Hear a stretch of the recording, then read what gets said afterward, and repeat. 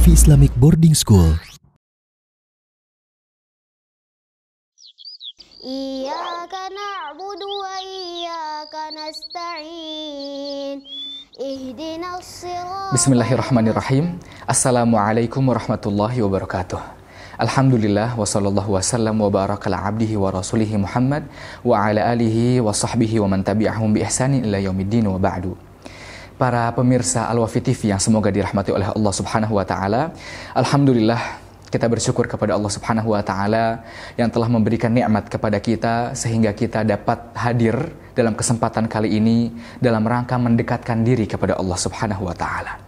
Para teman-teman yang semoga dirahmati oleh Allah Subhanahu wa taala, insyaallah pada kesempatan kali ini kita akan membahas sesi baru yang berjudul Ana Abdullah, yang artinya saya adalah hamba Allah Subhanahu wa taala. Pertanyaannya, kenapa harus saya hamba Allah? Padahal setiap orang yang mengucapkan asyhadu alla ilaha illallah, syahadat dua syahadat, wa asyhadu anna Muhammadar Rasulullah, otomatis dia adalah hamba Allah. Jawabannya benar. Siapapun itu yang mengaku dan masuk Islam mengaku bahwa dirinya hamba Allah, maka dia adalah hamba Allah.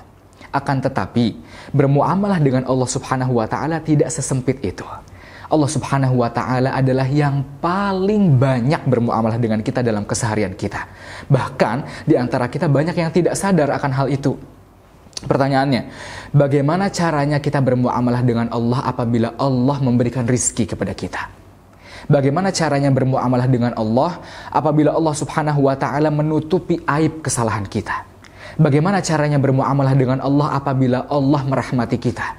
Bahkan bagaimana caranya kita bermuamalah dengan Allah apabila Allah murka kepada kita? Dan masih banyak lagi pembahasan-pembahasan lainnya.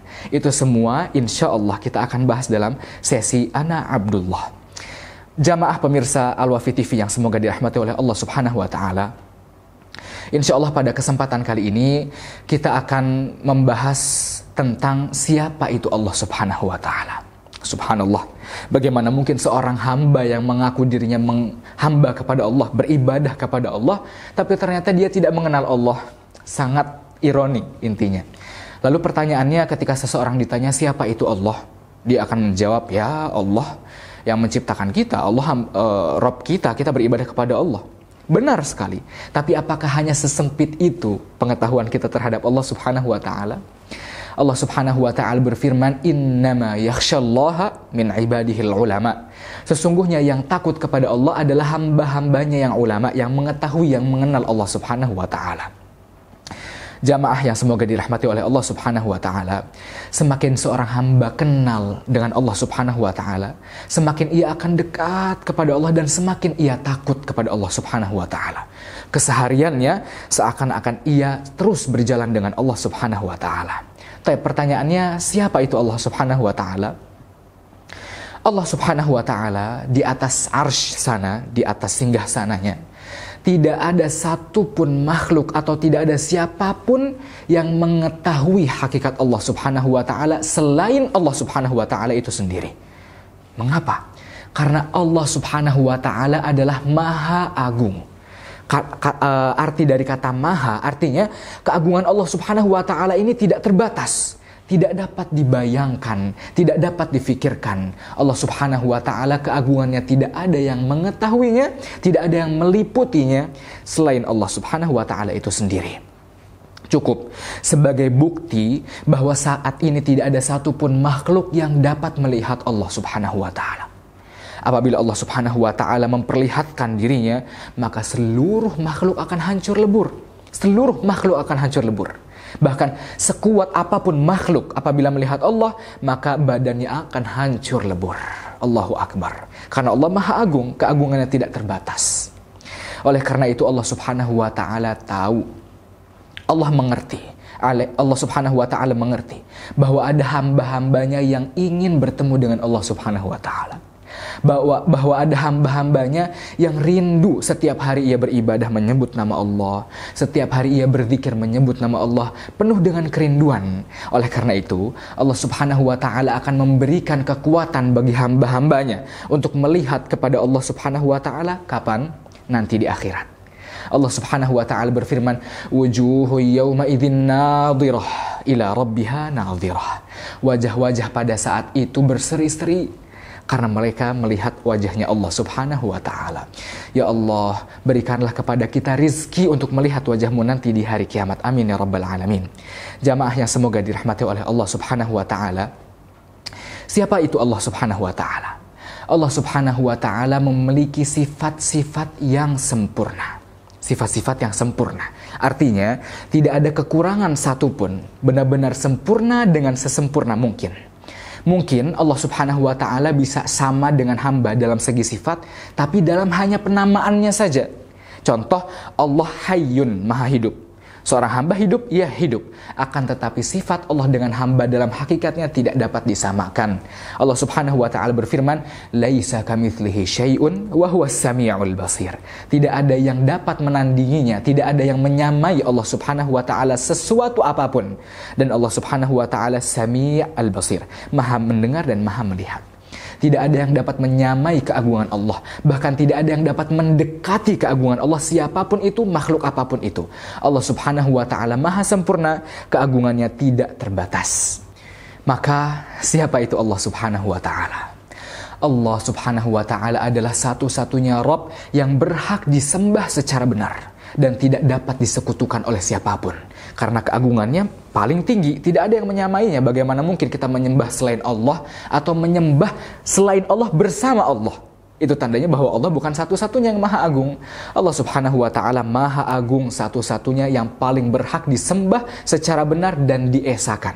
Allah Subhanahu wa ta'ala. Allah Subhanahu wa ta'ala adalah satu-satunya Rabb yang dari awal penciptaan makhluk sampai nanti akhir kehancuran makhluk di muka bumi ini, satu-satunya yang mentakdirkan, satu-satunya yang memberikan rizki, satu-satunya yang mengatur, satu-satunya yang subhanallah tidak ada yang dapat menandingi Allah Subhanahu wa ta'ala dalam semua itu selain Allah Subhanahu wa ta'ala. Para pemirsa yang semoga dirahmati oleh Allah Subhanahu wa ta'ala, benar sekali, Allah Subhanahu wa ta'ala tidak terfikirkan keagungannya. Sebagaimana mata kita ketika melihat itu ada batasnya. Kita sering melihat anak-anak kecil kalau menggambar gunung hanya segitiga saja. Itu artinya mereka tidak dapat melihat detail dari gunung tersebut. Ada orang yang mancing, ada sungai, ada pepohonan. Mereka hanya dapat menggambar segitiga. Begitu pula kuping, pendengaran kita juga ada batasnya. Kita tidak bisa mendengar langkah semut karena ada batas pendengaran. Begitu juga akal kita. Akal kita tidak dapat memikirkan siapa itu Allah, tidak dapat memikirkan bagaimana hakikat wujud Allah. 100 tahun kita berpikir duduk siapa, bagaimana wujud Allah sebenarnya, maka tidak akan jadi, tidak akan bisa. Apapun hasilnya, itu bukan Allah Subhanahu wa ta'ala. Karena Allah Subhanahu wa ta'ala di atas, di luar batas akal kita. Siapa yang menciptakan akal kita? Allah Subhanahu wa ta'ala. Maka Allah Subhanahu wa ta'ala lebih agung daripada akal kita. Subhanallah. Di antara para malaikat, teman-teman semuanya, ada yang diciptakan dari awal penciptaannya sampai akhir nanti hari kiamat, diciptakan untuk hanya bersujud kepada Allah. Dan banyak, bukan hanya satu. Dan juga ada di antara mereka ada yang diciptakan hanya untuk ruku kepada Allah Subhanahu wa ta'ala.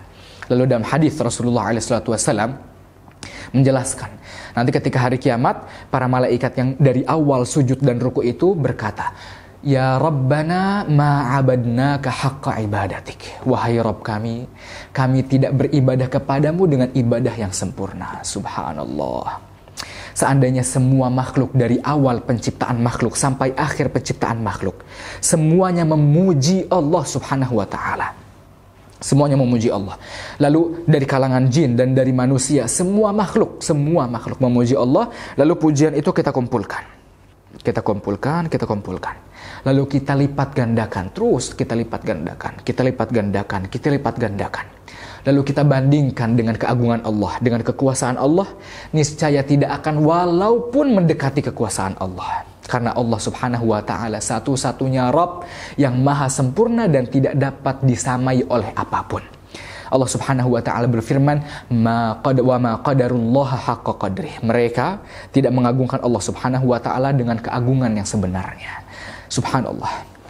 Para pemirsa Al-Wafi TV yang semoga dirahmati oleh Allah Subhanahu wa ta'ala. Sebenarnya pembahasan tentang Allah Subhanahu wa Ta'ala itu luas, tidak hanya segini saja yang kita bahas pada kesempatan kali ini. Tapi karena keterbatasan waktu, maka insya Allah dengan izin Allah Subhanahu wa Ta'ala kita akan membahas tentang bagaimana bermuamalah dengan Allah yang lainnya di pertemuan selanjutnya. Barakallahu fikum wa hadza minna, wassalamualaikum warahmatullahi wabarakatuh.